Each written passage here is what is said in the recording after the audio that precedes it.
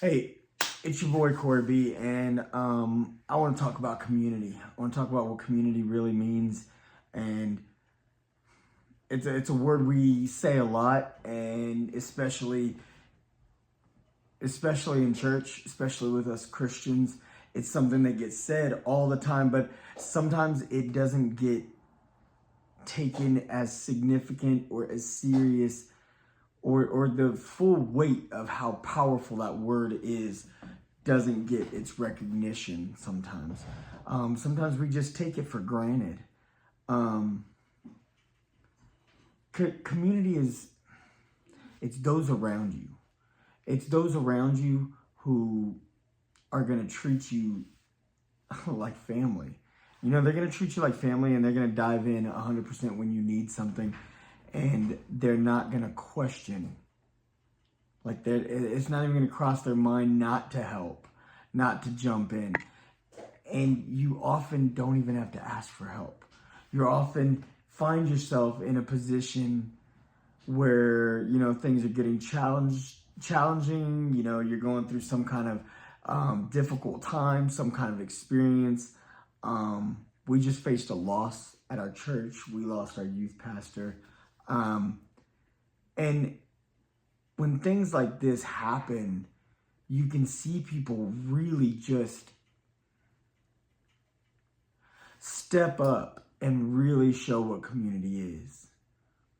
You know, I can't tell you how many people have helped me over the last couple of years as me and Kimberly have been on the road, travel nursing and homeschooling our boys. And from every few months, not knowing where our new place was going to be. And just to see the people who stepped up and was like, hey, I got you, I'm here, right? They would see us having a need, and before we really even expressed it, they were like, hey, how can I be there? You know, we saw that a lot over the last, week and a half at our church. It's been really powerful just seeing everyone just lean into one another. The power of the praise and worship amidst the obstacles that we're facing right now. And the obstacles that honestly, I can't even fathom what some of the members of our church are facing, because that was their direct family.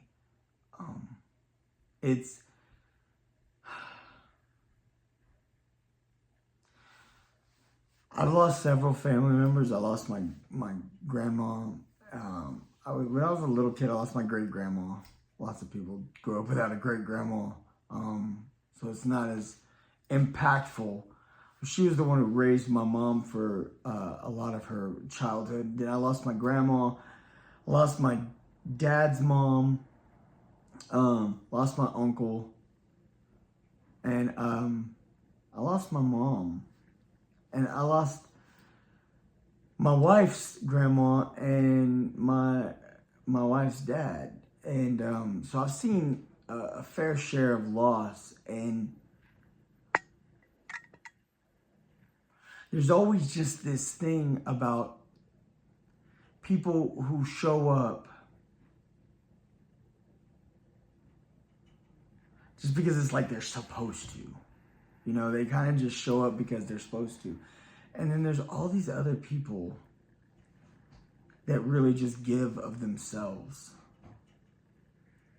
And it's just a difference, you know. And like I said, you see it a lot when people are going through loss. But, you know, what about just in the day-to-day life? Just walking through life together. Just like it really, really... It doesn't have to be this monumental thing, and it doesn't have to be a big organized situation either. Like, it can be as simple as just being there for your neighbor, being there for your friend. I had a neighbor back home who used to always look out for me, and I would always look out for her. We looked out for each other's. Well, she helped look out for my boys, and I would help look out for her granddaughters. So it was, my boys were kind of in between her oldest and youngest granddaughter. And it was just an interesting thing because she was older and she had grandchildren. But her grandchildren are always there, like visiting a couple times a week. And so we just looked out for each other, you know. And it's just nice having that kind of community. And the community that we found along the road traveling, we've met so many people along the road and from different areas of the country, because they were travelers also, that we've made lifelong connections with people that we will forever stay connected to, people that we can't imagine our lives being without now.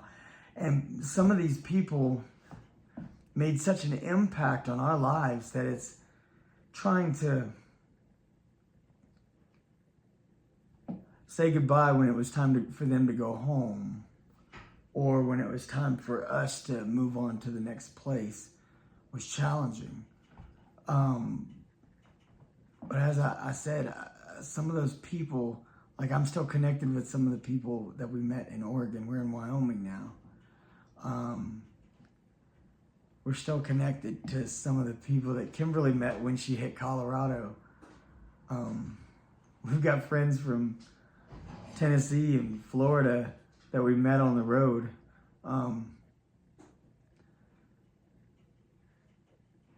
Completely organic community. But we know God led us on this journey, and God led those people and led our paths to cross, you know. And now that we're here in Wyoming, we have such an incredible community that we see just people on a daily basis just step up. People stepped up so many times and reached out and helped us. And like sometimes we didn't even realize how in over our heads with a particular situation we were dealing with yet. We were just like, oh, we got this. And somebody's like, but are you sure you need a hand? We've got animals that we're getting help with. Our boys are homeschooled, and we got a good friend who helps tutor them from time to time. Sometimes they don't even need a tutor. Sometimes they just need a space away from dad for a little while. They just want to go and study where it's not with mom and dad. Like, I just need a break from mom and dad to go do what I'm doing, because they just spend so like all the time with us.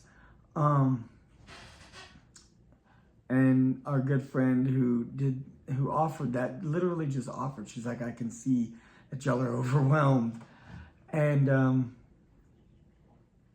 people just stepped up and helped us move. We've stepped up and helped people move. The way that people have encountered our lives and crossed our paths, this journey has been amazing. And I know 100% without a doubt, God's led us here. And God's always provided a way, even when it seemed like it's just challenging, it's just hard, it's just difficult. Like, are we sure we're on the right path? But we always know we're on the right path. Like, God is with us. And it's been, wow. The ups and downs of this journey has been something else. And we found our new home here in Wyoming, and it's really amazing. But the community here, there's just such a genuine connection from one person to another. And so what I want to challenge you this day, this week, just in the future, I want to challenge you to do a couple things, to be honest. First, I want to challenge you to try to be more of that person. Try to be more of that person who reaches out when you see people, not to be too busy to lend a hand, but to be quick to offer a hand, because sometimes running a little behind to help someone else is worth it, right? And the other thing I want to challenge you to do is I want to challenge you to acknowledge the community that you have and the benefit that they have in your life. And I want you to do that for not just to say, oh, thanks, like you owe them an appreciation. I mean, it is nice to appreciate people, and it's nice to be appreciated. But I think not just that, but it's important for you. It's important for you because I know that's something that me and Kimberly do on a regular basis. We acknowledge just how amazing we have it, because we're still facing challenges. We still don't got the property we're looking for, and we still are homeschooling our boys, and it's still a challenge. And I'm still growing my business and things. trying to do new things this year, and some of those things are coming a little more difficult than we had hoped, and some of them are easier. So, I mean, but at the end of the day, it's like, it's not like we're not facing challenges, but when we acknowledge how many people have stepped up in our community to just support us and carry us and lift us up and just push us forward and be like, you know what, you guys got this and we're with you. That thing is such a beautiful, pure and wonderful thing that it's like, when we can acknowledge that, then the challenges that we're facing don't seem as overwhelming, and we can more easily be thankful for our blessings. You know, I always tell people, it's like, it's, if you really acknowledge what you have, and you really take stock of the blessings in your life, you've got far less to complain about than you really tend to complain about. You've got lots more to actually just be thankful for, because your life is really much better than you probably even realize. You're probably far more blessed than you realize. So when you take that moment to say, you know what, look, I got this person in my life. I got that person in my life. That person looks out for me, that person. I got all these people. I got this community that lifts me up and that's here with me. I'm thankful, you know? And so I think that's good for, like I said, not just to tell someone else thank you, but also for yourself to just be aware of the blessing that you have. I hope this, I hope this touches you in some kind of way. And I hope that you go forward looking at things just a little different, and maybe just acknowledge just how good you got it. Amidst all the storms, amidst the battle that you're facing, you got it good. Be thankful for your community. Be thankful for those around you. And be part of it. Try to make the time. Make the time to be involved and lift up the community around you. They need it, and you need them. All right, it's your boy. Share this with somebody. I'm out.